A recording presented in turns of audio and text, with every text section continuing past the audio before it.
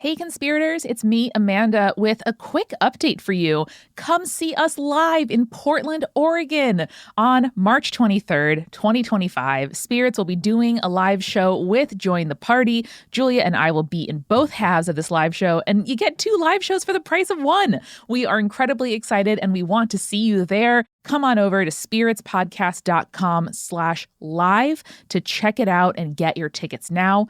That's March 23rd, Portland, Oregon, spiritspodcast.com/live. We want to see you there. And by the way, if you're a conspirator who lives in New York City or surrounding areas, we are also going to be having a free cocktail pop-up on February 20th, which is all about the end of our current campaign on Join the Party.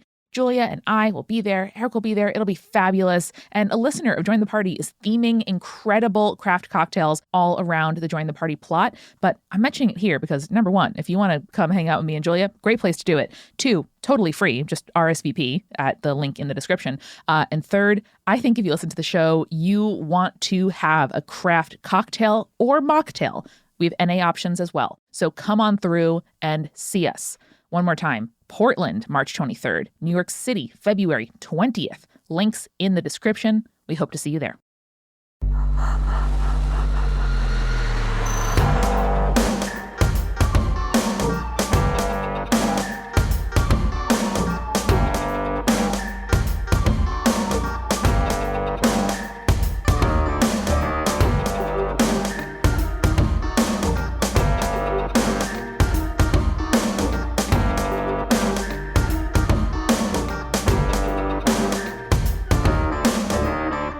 Welcome to Spirits Podcast, a boozy dive into mythology, legends, and folklore. Every week we pour a drink and learn about a new story from somewhere around the world. I'm Amanda. And I'm Julia. Is that a different cadence than I normally say? The somewhere, I think, is new. Well, Julia, I'm trying to bring an unpredictable energy into 2025. Oh. And, you know, what can I predict my hair looking like any given day? I don't know. I don't know what platform I will use to communicate with my audience, which is how I make a living. I also don't know. All I can know is that every single month, you and I will sit down on any given Wednesday and talk about creepy-ass stories that conspirators send us from somewhere around the world. And it's an Urban Legends one this week, Amanda, and I am very excited to get us started, if you'll allow me, please. Oh, my pleasure. This one is from Faye, and it is titled, The Reason I Don't Get Along with Shadow People. Okay. I mean, you could just say they're creepy and I didn't invite them here, but let's see. Faye starts with, Hi, Julia and Amanda. I hope you're keeping creepy and cool. I'd like to share a few firsthand experiences of my own creepy happenings with shadow people. After listening to episode 126, you heard this episode in a dream. One of your best titles, Julia. I think that the Urban Legends episodes have some real bangers because it's really inspired by the conversations that we're having. Usually when I'm titling stuff, I'm like, yes, we need to get to the point, the SEO. We have to focus in on like what the actual topic is. Your Urban Legend episodes can be a little loosey-goosey, can be a little fun. And I like to have a little fun with those. Do you think it'd be helpful, Julia, if we sort of like commissioned or prompted our audience? Because at this point we've said, if you have an urban legend, send it in. Okay. I feel like we've gotten many of the ones that are out there so far. But what if we prompted them? Okay. And we're like, hey, what if I wanted the episode title to be Ghost Boobies? I'm just going to tell you that right now. It'd be really fun if we had an episode and the Urban Legend episode title was Ghost Boobies. So if that prompts something in you, I would love for you to write in spiritspodcast@gmail.com and just make sure Ghost Boobies is, of course, in the title of the email. And I'm going to see if I can curate a selection of Ghost Boobie Urban Legends for Julia. Folks, it's us. It's like mommy-daughter time. It's Amanda audience time. I'm the daddy. We know. You're the daddy. I'm the mommy? No. What do we decide? I don't know. Anyway, that's my suggestion. On with your urban legend. Okay. So she continues, the shadow people first appeared to me when I was about 17 or 18 years old. I had undiagnosed anxiety and depression. They'd appear out of the corner of my eye regularly. I'd be getting off a bus or walking home when a dark shape would flit across the corner of my eye. Easily explained and not necessarily paranormal, but still frightening.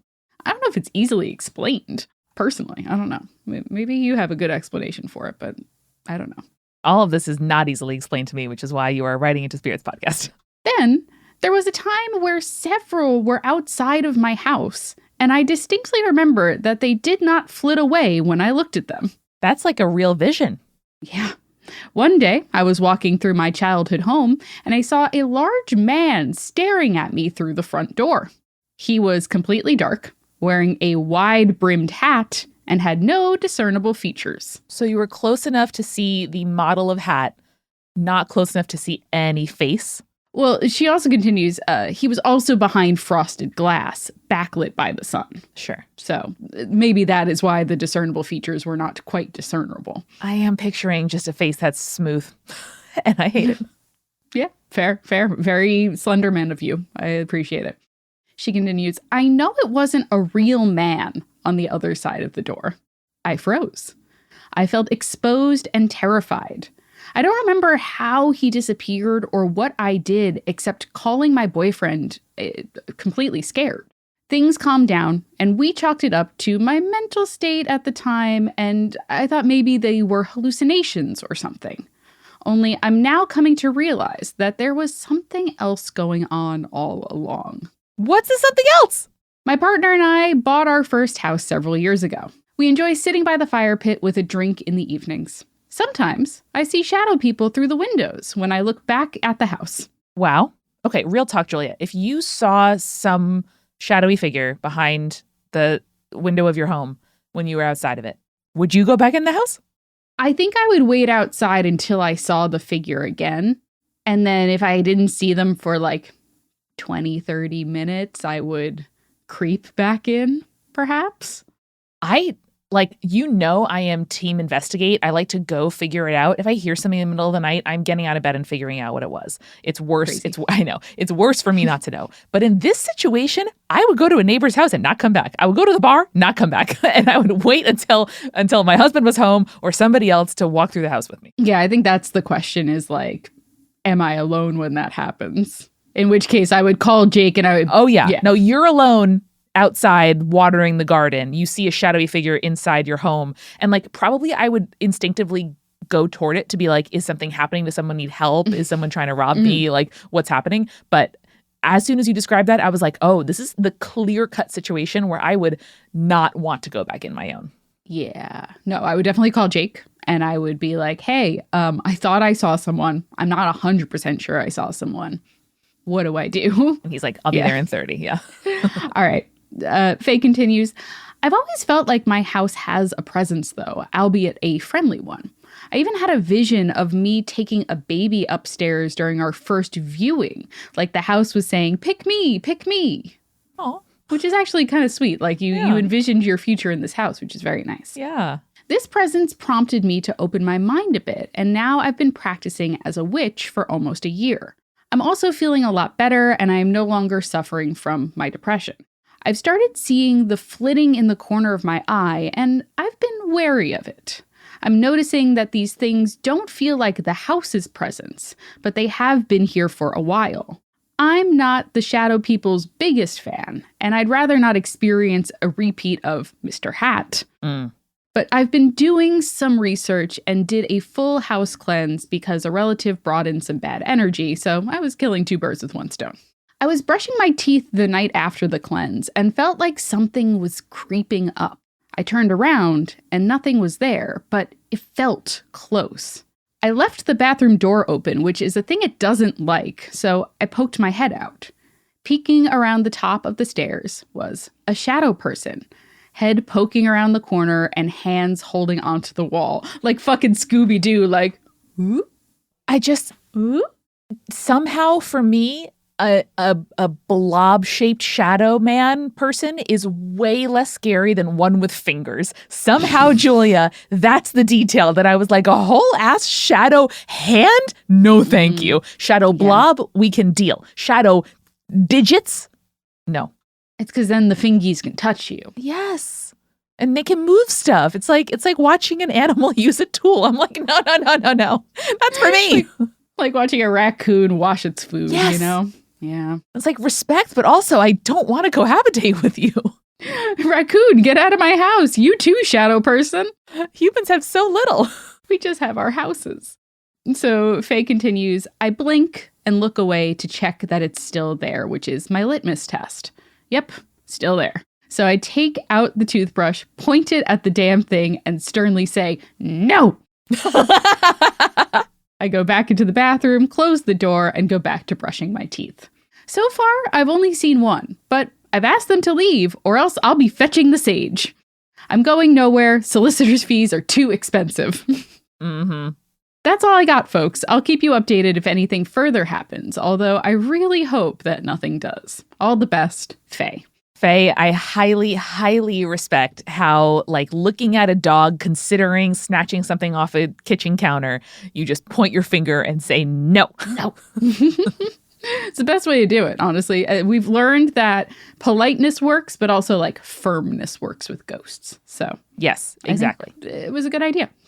I love the idea that the shadow person hates when the bathroom door is left open. And so they're like, I gotta come in and fix this situation. I gotta see what's going on in there.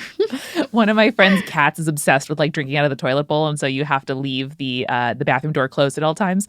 And so I was cat sitting for them recently. And in between visits 1 and 2, the bathroom door opened. I walked in and I was like, oh no, like, am I going to find like the cat bathing and the water everywhere? It was fine. But, you know, whether it's a shadow person or a mischievous, silly orange cat, I want to make sure that our bathroom doors stay closed. Yeah, it's one of those things where I know that pet owners say that their animals will often follow them to the bathroom. In this case, your shadow person likes to follow you to the bathroom. They don't want to be alone. It's true. All right, Amanda, what do you got for us? Well, Julia, Faye's name reminded me of Leo's pronouns from our next email titled Hometown Urban Legend, Ozarkian Cryptids and Folklore. Yo. And Leo uses he, they, plus extra Nice. neo pronouns like Faye, femme, fear. So rock on, Leo. Love that for you. Leo writes, hey, it's me again. I hope you're not irritated with how much I write in. No. Never. Sorry. Never. But I've wanted to talk about Ozarkian folklore to you guys for a while. Ooh. Today is the day, because I've already info dumped this to everyone who will listen to me IRL, and y'all probably won't say no. Now, It's true. We won't. I have heard most of this stuff once from a person who wrote a book about it, but I can't remember the name of the guy, either the guy or the book, for the record. So take everything here with a grain of salt. It is my specific version. Google also doesn't seem to know what a lot of these things are. So if anyone else has ideas about where I can research them, I'd love to hear. Awesome. So the first is the Goro. This is also called the Gower, an alligator-like dragon with no wings, but a tail covered in blades like hunting knives. Cool. Love that.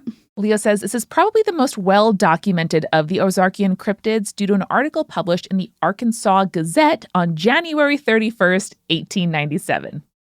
I love exact dates and primary sources. So William Miller was a traveling businessman who just so happened to visit the small town of Blanco, where almost everyone told him about the horrible reptilian monster who broke into their barns and killed their livestock. Almost everyone told him about this. You show up in town, they say, we gotta tell you about this. It's wild. He says, ma'am, can I have a cup of coffee and a hot sandwich? They go, let me tell you. And he's like, I've heard. I've heard from the gas station attendant. I've heard from the mayor of town. I've heard from the chief of police.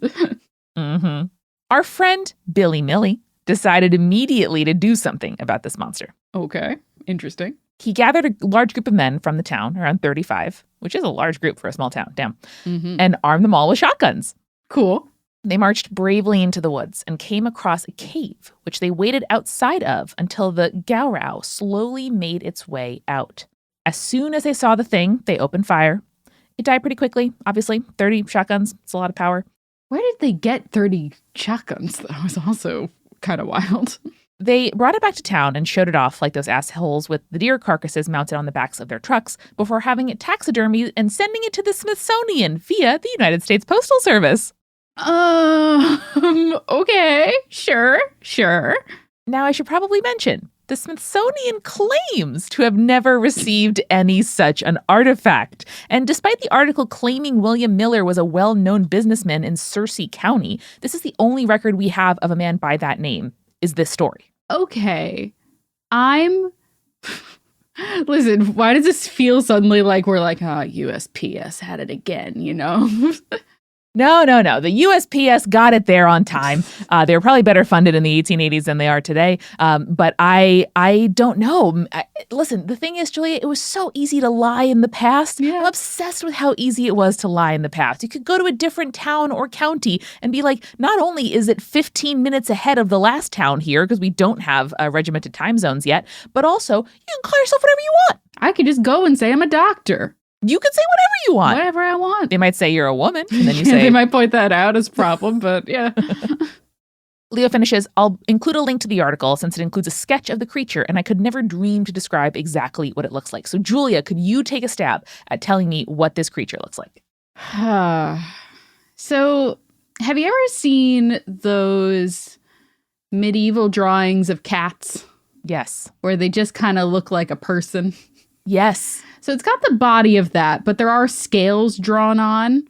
Mm-hmm. The face looks vaguely ape-like with two tusks that kind of look like walrus tusks.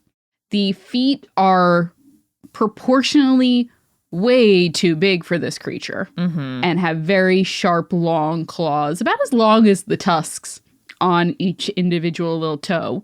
Yep. And then it's got spines on its back like an iguana, I would say. But going the wrong way. Like, you can't pet it. You have to pet it backwards. You have to pet it butt to head. Yeah, they're kind of sloped towards the head rather than away from the head, which is unusual, I would say, in most creatures. And then it has a long kind of snake-like tail that looks like it just has a scythe at the end of it. Now, Julia, upon first glance, I thought that the tail was like a bird. Like a flamingo's long neck. Yeah. Right. And that I was stoked about.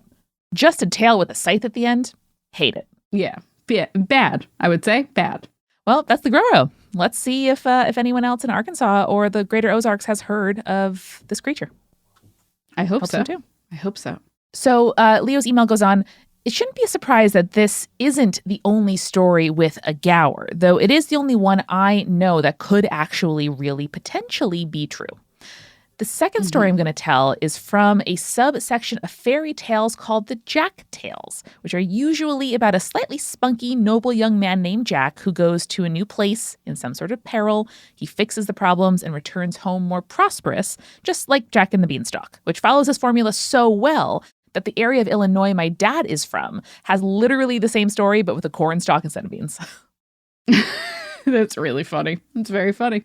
Our Jack is traveling through the Ozarks and comes across a small town that is terrorized by a Gower. Sounds familiar, right? Well, instead of attacking livestock, this one demands a sacrifice of one young woman every year, chained up Andromeda style, so he won't kill anyone else. By the way, he can talk. Classique. Is it classic for the creature to be able to talk? Yeah, because otherwise, how would they know that it wants a lady? I mean, that would be the assumption, I guess, but... Yeah. That's good. I'm just picturing a dog, like staring at the person, like, come on, we can figure this out together. I know you can understand if I point to that and then point to me and then point to that and then point to me. I like the idea of playing mind meld, but with a dog. Oh my God. If I ever get a dog, that's all I'm going to do. Jack is horrified to learn about this awful arrangement that everybody thinks is fine and tells this year's young woman, a sweet and pretty girl convinced she's doomed, whom we'll call Andy because I don't remember her name in the tale, that he is going to kill the Gower before the Gower can kill her. Sure.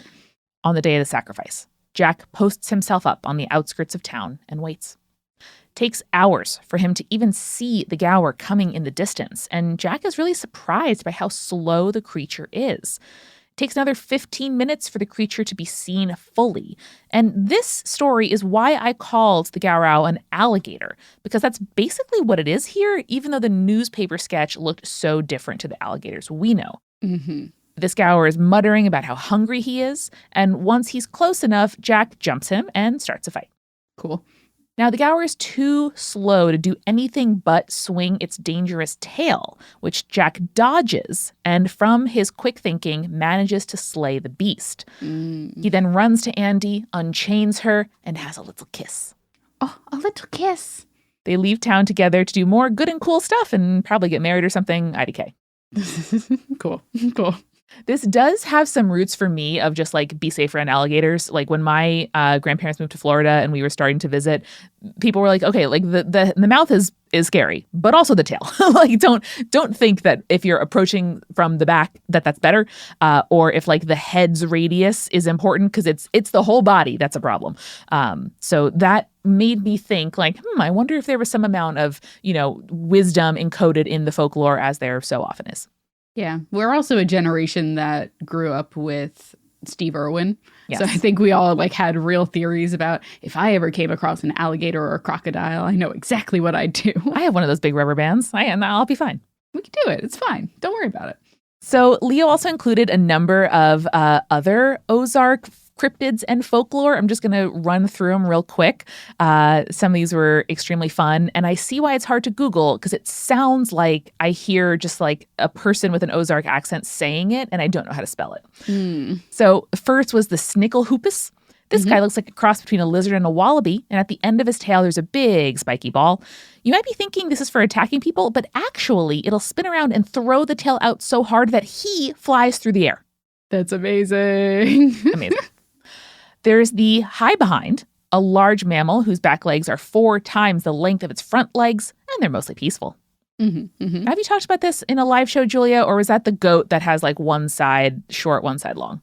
I think we'll get there. I think that one's in this email. Ooh.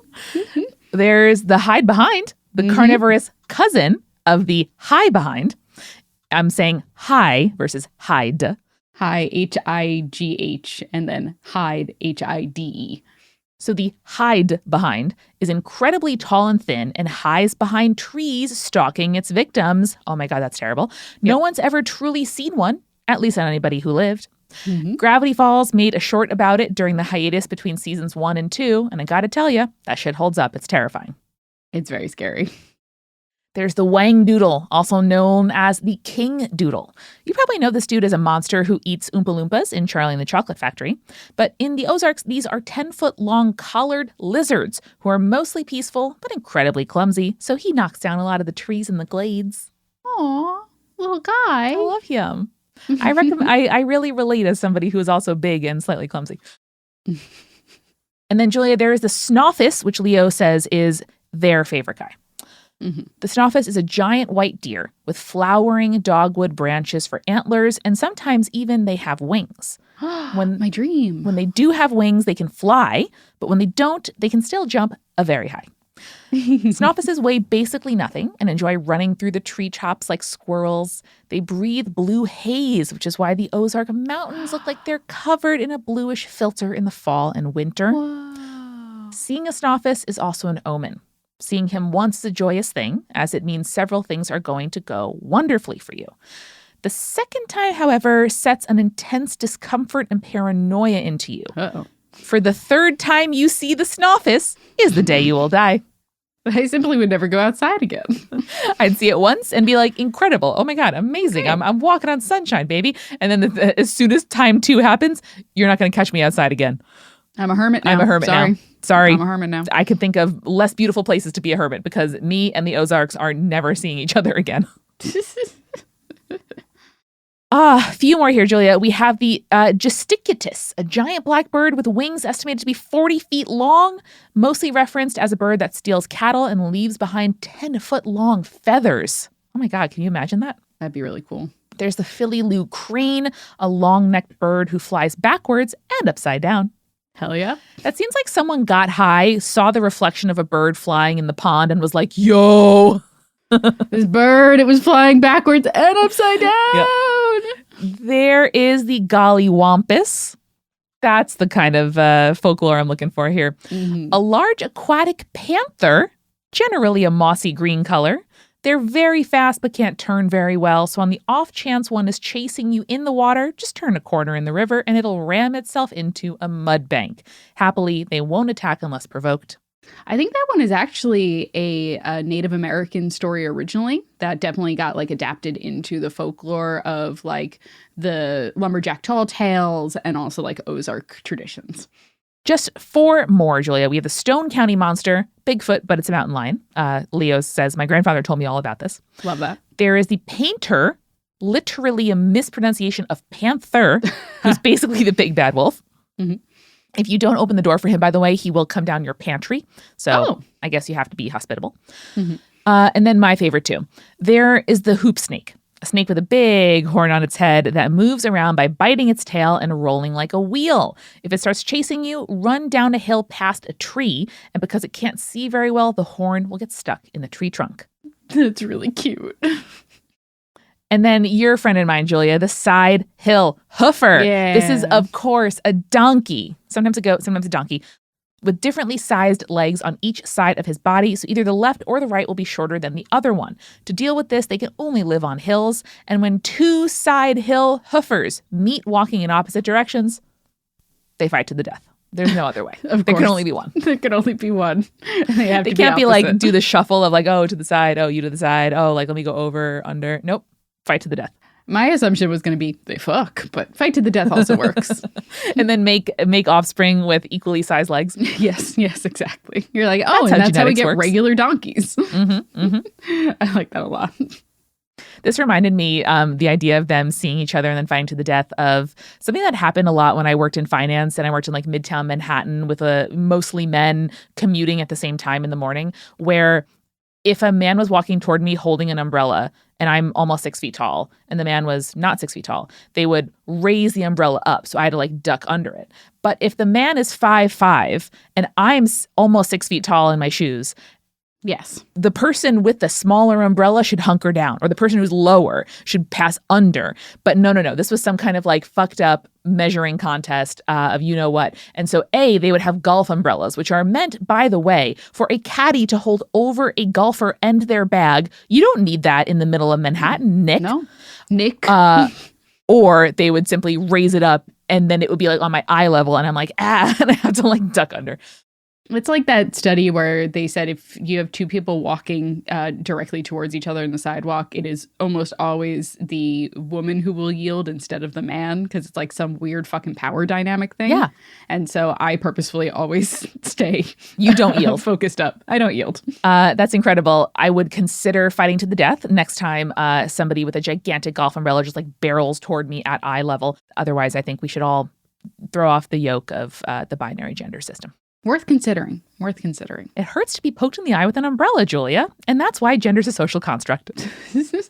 Gender's a social construct because it hurt when I hurt. Indeed. Well, Leo, thank you again for all of your Ozarkian folklore. Julia, I'm feeling a little bit parched. Do you want to run for a quick refill? Yeah, I would love that. Let's go. Hey, it's Julia. And welcome to The Refill. We have new patrons that we wanted to welcome to our Patreon.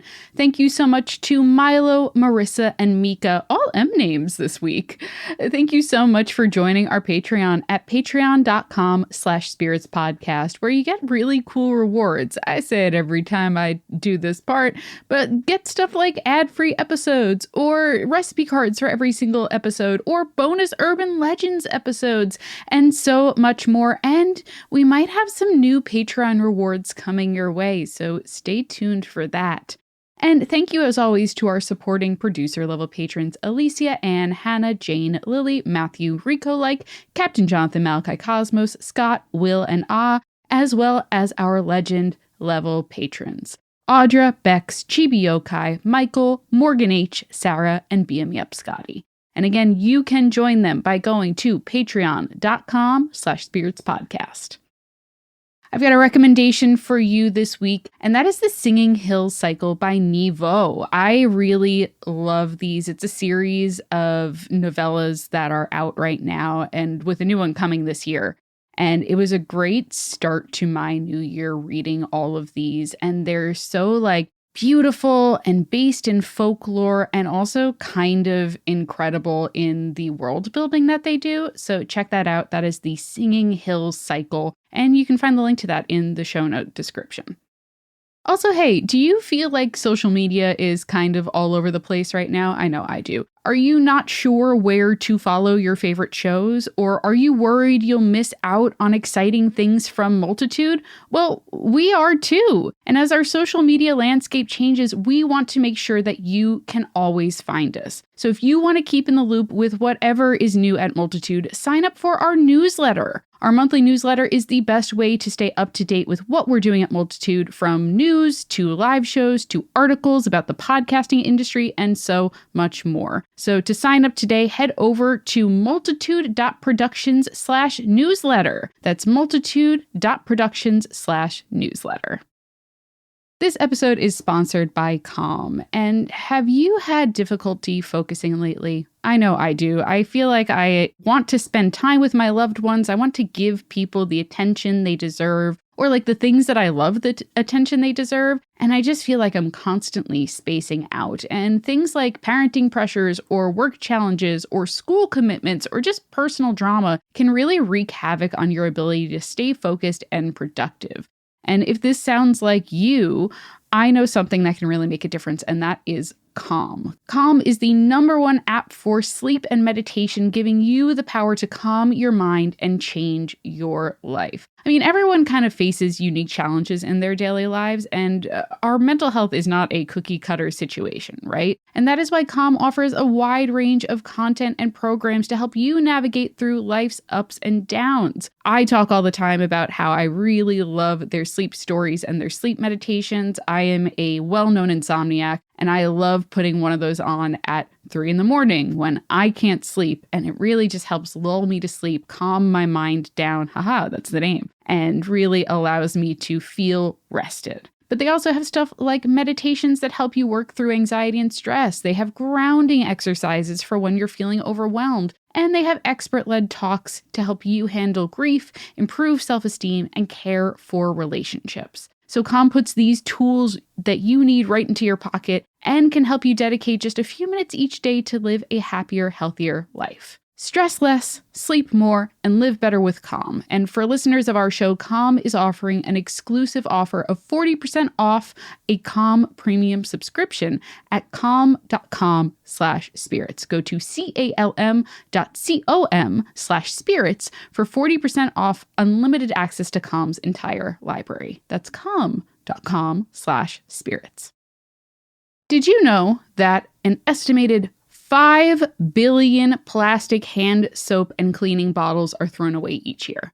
And if that's not bad enough, most cleaning formulas are 90% water, which is heavy to ship. It leads to excessive carbon emissions. Plus, those products are often filled with nasty ingredients like chlorine and ammonia. And that is a lose-lose situation for you and the planet. And that is why I like using Blueland. Blueland is on a mission to eliminate single-use plastic by reinventing cleaning essentials to be better for you and the planet with the same powerful clean that you are used to. The idea is super simple. They offer refillable cleaning products with a beautiful, cohesive design that looks great on your counter. And you can refill your reusable bottles with water, you drop in the tablets, you wait for them to dissolve, and there you go. You got your hand soap, you got your cleaning products. It's great. Refills start at just $2.25, and you can even set up a subscription or you can buy in bulk for additional savings. They are independently tested to perform alongside major brands and are free from dyes and bleach and harsh chemicals.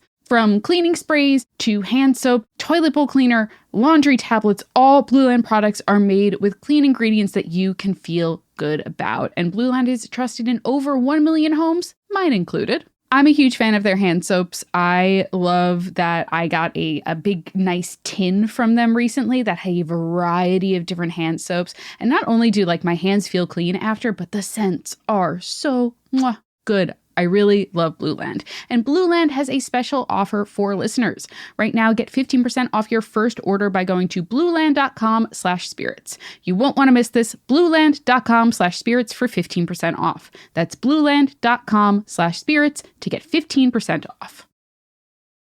And finally, this episode is sponsored by BetterHelp. We often hear about red flags that we should avoid, but what if we focused more on green flags for our friends and partners? If you're not sure what they look like, therapy can help you identify green flags, actively practice them in your relationships, and embody that green flag energy yourself. So whether you are dating or married or building a friendship or just working on yourself, it is time to form relationships that love you back. Listen, I'm a married lady. I love my husband with all my heart. And my husband has so many beautiful green flags. I love that so much. But sometimes stress And mental illness and being overwhelmed by the universe can really put a strain even on the best of relationships. And I know that talking to a therapist helps me work through those moments where I am stressed and things become a little stressful. And I can work through those and continue being in a happy, wonderful relationship with my very green flag partner. It's great. Now, BetterHelp is fully online, making therapy affordable and convenient and serving over 5 million people worldwide. They have access to a diverse network of more than 30,000 credentialed therapists with a wide range of specialties. And you can easily switch therapists anytime for no extra cost. Discover your relationship green flags with BetterHelp. Visit betterhelp.com/spirits today to get 10% off your first month. That's BetterHelp, HELP.com/spirits. Hi, I'm Willa Paskin, the host of Decoder Ring, Slate's podcast about cracking cultural mysteries. On Decoder Ring, we dive down rabbit holes and obsessively explore questions hiding in plain sight. Like, why has slow dancing gone out of style? And when did we all become obsessed with hydration? And where did the word mullet, to describe a hairstyle, come from? That's Decoder Ring, named one of the best podcasts of 2023 by the New York Times. Listen to new episodes every 2 weeks and make sure to follow us so you never miss one. And now, let's get back to our show.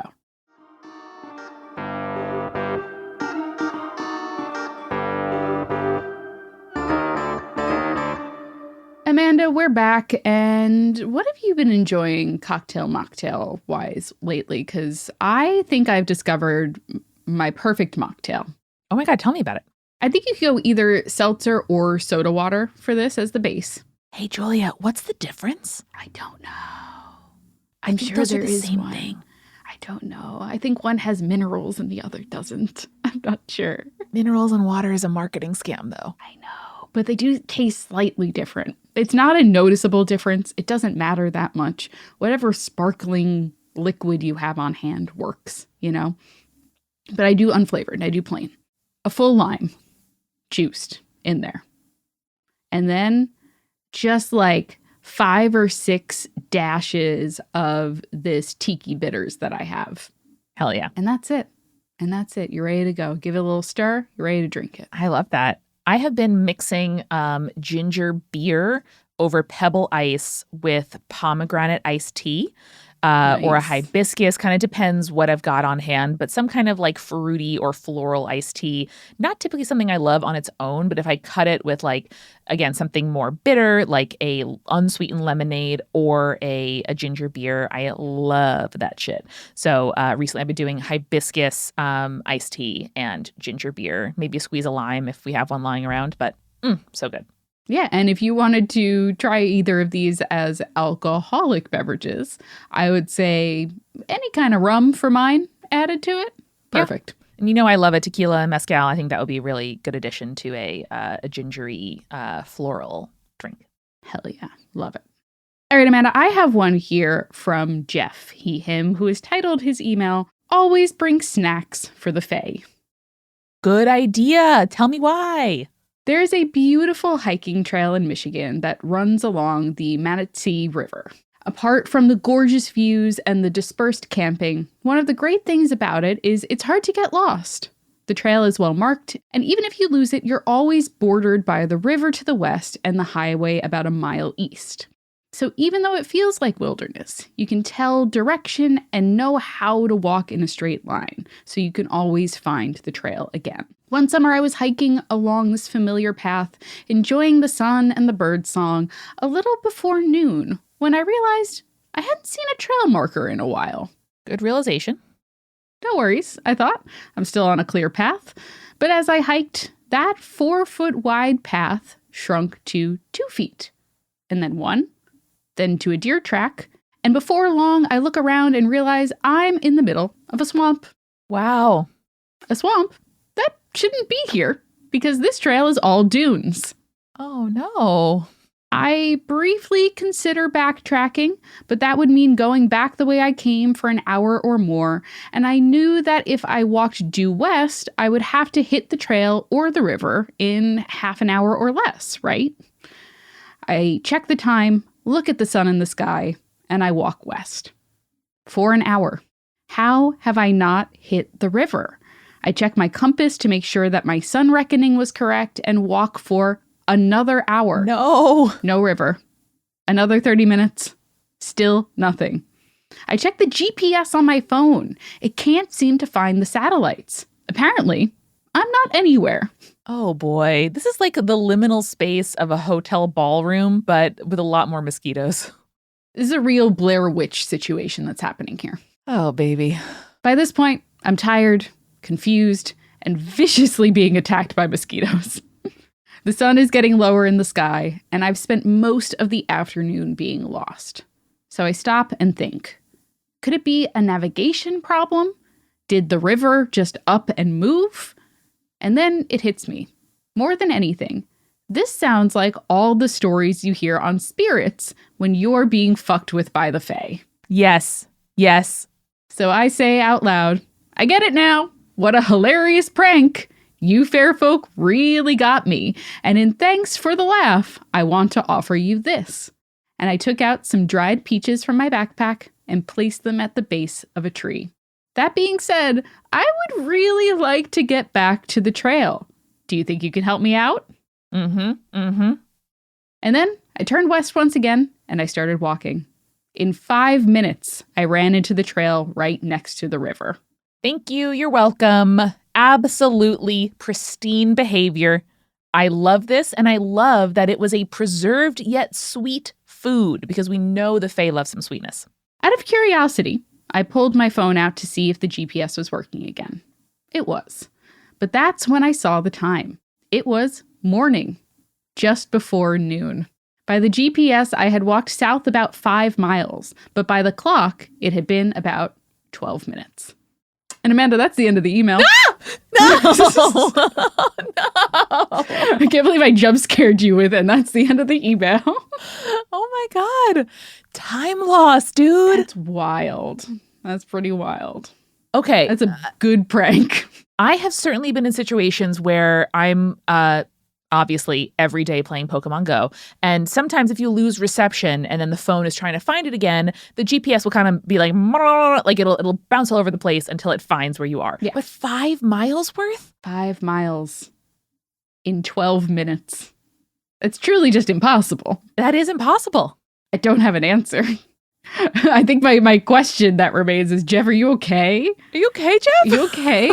Did you need that snack, that sustenance? So that also feels very alien abduction-y because that's a very common thread is like losing time. But in fact, it almost feels like Jeff gained time. Yes. So I don't have an explanation for gained time. You know what I mean? You're right. It was like a time bubble. Like there was the cul-de-sac of the fae, and they, both geographically and temporally were like, ha ha ha, you're our plaything, until Jeff was smart enough to apply lessons learned right here on Spirits to the real world, where you say, just in case this works, thank you, well played, some peaches, goodbye. And then see if it works. It's not going to hurt. See if it works. I don't know. Oh, God. I do a decent amount of hiking. And I always hike like very well-marked trails. The park that I tend to go to, it's all kind of surrounded by highways, but at the same time, like it is a sprawling kind of reservation. So I am very curious how it would feel to get lost there, knowing like, oh, if I go this way a couple miles, I know I'm going to hit this road. And if I go this way, I'll eventually hit that road. Like there should be a moment where I'm like, okay, I don't know where I am anymore. You know what I mean? My parents told that to me when I first started driving because we grew up on an island. And like, it's quite a long island. That's why that's its name. You can drive, 60 miles before you hit the end. But my parents were like, you'll hit the water eventually. Like, you'll figure it out. Don't worry about it, And like, it was actually a very good way to begin to orient myself. Like, okay, like I live, on this shore, but there's that shore. The parkway's in between them, whatever. That said, you will never catch me hiking alone. That's a big one. A place I don't know and without full cell reception. So absolute, love to all of you. I cannot imagine that experience. Camping scares me. Hiking kind of scares me. And as much as I, love to read like Blair Braverman's column in Outside Magazine, I'm nervous. That's That's fair. I think the wildest part to me is Jeff had a compass. And a phone. And by all accounts, should have been able to find that river quickly. Yeah. I don't know. And then thought he was going west the whole time and then ended up 5 miles south of where he started. I still don't have a good explanation. I just don't. Jeff, the fact that you lived to write this email to us is a service not just to you, but to us. So thank you. All right, Amanda, do you have one last one for us? I do, Julia. I have a cute little roundup from Will, he, they, called A Family Story and Cat Ghosts. Ooh, we love a cat ghost on the podcast. We do. Are we working on some merch to that extent? Maybe. Who can say? Will says, hello, I have listened to all of your urban legend episodes by now and figured I would throw my stories in the mix. But before I do, thank you so much for putting the show together. I know that you have helped me through many long hours of commuting and recommended some excellent books and authors. Yay. First, family story. I grew up in a very right-wing Christian family, and maybe that's part of why there was a heavy emphasis on things you can't see but still do believe in. Mm-hmm. My grandpa was such a storyteller. I've been working on getting those stories out of him in better than my recollections detail since my memory is spotty, so I'll get back if anything comes of it. Okay. But I do recall a few small pieces from when I heard this legend growing up. My great-grandparents lived in a large house in Vancouver. They had 11 children and needed somewhere to keep them all. A lot of children. He was a sailor and spent much of his time at sea. Okay, all right. At times when my great-grandma was left at home with the kids, after putting all of them to bed, she would hear sounds of music and chatting through her floorboards. I feel like we often, Julia, will hear things above, but less often below. Yeah, I don't. So I leaned in at this point. I don't love that. When she would get up from bed to check on the noise, Team Investigate, one of us. Yeah. She would always find the lower level of the house dark and empty, just like she left it. Okay. That wasn't the only odd occurrence in that home. There seemed to be a force that detoured you from walking up the stairs on the right side. Visitors who had never been in the house before would take a few steps up the staircase and then step to the left as if they were walking around an unseen but perfectly tangible obstacle. Okay, that's bizarre. Isn't that weird? That is weird. It's like a force field that you can only feel, I guess. I don't know. Right? And it's not like you follow the tread of a carpet or, there's like, in my house growing up, we would often leave mail or like things to bring upstairs in a certain step. And I'm like, oh, okay, well, that has to go up the stairs. No, this is just like unasked people just like detour to the left. I don't like that, but okay. On to the cats. Here we go. Quick aside. I have had sleep paralysis most of my life, so grains of salt. Some of this may be sleep paralysis, but some of it I know is not. Ooh, okay. I like the confidence. So I was traveling in Greece with a friend. It was our first night out in town, and we were staying in Plaka. It was a very, very beautiful spot. The buildings, the ruins, all of the stray-ish cats who would jump up into your lap without a second thought. I've been there. I've had that happen to me. Not in Greece, but in Rome. There's a cat sanctuary where Caesar got killed. Oh boy. Wait, was it a cat sanctuary before he got killed or after? After. Okay. The cats just kind of took over the ruins and like, this is the cat sanctuary now. I don't know. Julia, that was the dumbest question I've ever asked on this podcast because why would Caesar be at a cat sanctuary? Why not, Amanda? Maybe he was a real big fan of cats. I was like, I would have known that from the legend, I think, if that was part of it. So we spent the evening wandering the city, but my friend was feeling a little bit sick after our fast food dinner, so we called it an early night. We were staying in an old building that had been renovated with some modern amenities, but still had the charm and historical feel that I'd always dreamed of. The living room was off to the left of the entrance. Straight ahead was the small kitchen, and then down the hallway to the right was the bathroom and bedroom. So since my friend wasn't feeling well, I offered up that they could stay in the bedroom and chose to sleep on the couch in the living room. The city around us was quiet. There wasn't much in the way of light breaking through the curtains, but it was enough to move around the room without turning on a lamp and disturbing my friend's chance at sleep. I lay there on the couch for quite a bit before I started to drift off. And then it struck me. I was trapped, pinned to the couch, couldn't move, couldn't make a sound. But the difference is I could feel eyes on me. Uh-oh. And now I tried to force myself to move. I'd been there before. You wiggle the toes, get the extremities moving. But this time when I tried to call out, The only sound I made was the pressure of the breath trying to force itself through my lips. Oh, no. That's really bad. Nightmare shit, dude. I can't say how long I was held there before I was able to wiggle my toes. It felt like an age before I managed to roll myself onto the floor. But unlike all my instances of sleep paralysis before that, I still didn't have full control of my body. Uh-oh. I managed to put my arms under my chest and pull myself along the floor. Only then did I see the line of cats sitting along the hallway, watching me as if I was their own parade. I don't like that. And also that description is very, very impactful. I don't like it. They didn't move or make a sound, just sat and stared as I army crawled along the hall and made my way to the bedroom where my friend lay sleeping. I managed to lift myself onto the bed to lay beside him, but my mind and heart were racing until I fell into sleep. Jump to now. Another vacation and another weird cat thing. Okay. The parade of cats, not even the parade, the viewership of cats is so spooky. The parade parentheses army of cats, Yes. right? Of just like a military salute or something. Oh my God, terrifying. I don't want the cats that organized. No. I don't like that at all. So I have 2 cats at home, one of whom walks across the pillows every night when I'm sleeping, and their names are Nox and Inara after the Hittite goddess. So shout out. Cool. I was nearly asleep in bed in a nice hotel in the Zona Romantica in Puerto Vallarta.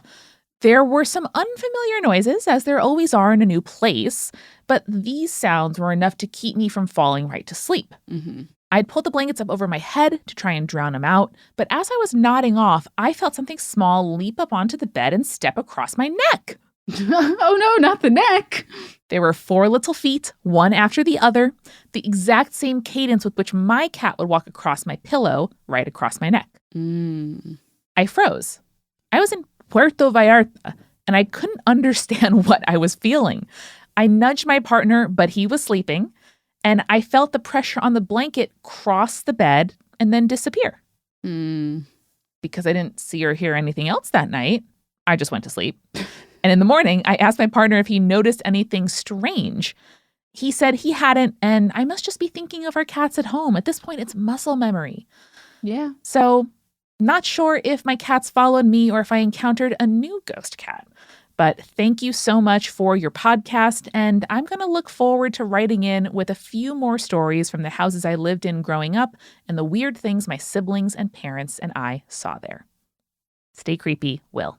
Never going to get that picture of the cats out of my mind lined up watching you army crawl down the hallway. Yep. This is never going to happen. Me neither. Thank you so much. Will, absolutely terrifying. You did a great job. Shout out to all the he theys. We had a little roundup in this episode, and I love that for y'all. Hell yeah. Cool. Well, Julia, next time you find yourself trapped on the couch and look up to make eye contact with several dozen pairs of feline eyes, remember, Stay creepy. stay cool. Later, satyrs.